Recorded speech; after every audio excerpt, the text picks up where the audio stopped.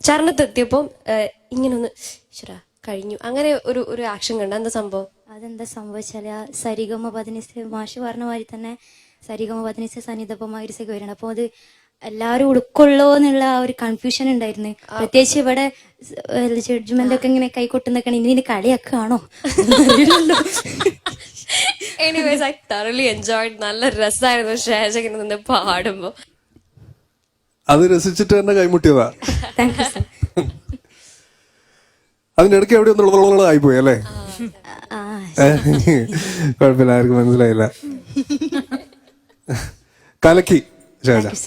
ഷേജയുടെ best performance ഒന്നും പറയാനില്ല. അത് ഇത് എത്ര ദിവസം എടുത്ത് ഇങ്ങനെ പഠിക്കാൻ?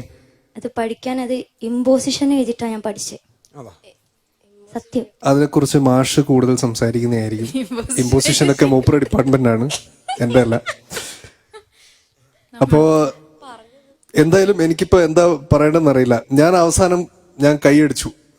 ഞാനത് അത്രയും എൻജോയ് ചെയ്തു. എനിക്ക് തോന്നുന്നു നമ്മളിവിടെ എല്ലാവരും കൈയടിച്ചു. അത് എല്ലാവരും അത്രയും എൻജോയ് ചെയ്തു. എനിക്ക് തോന്നുന്നു ഷാജയുടെ ബെസ്റ്റ് പെർഫോമൻസ് ടിൽ ഡേറ്റ്. അടിപൊളി.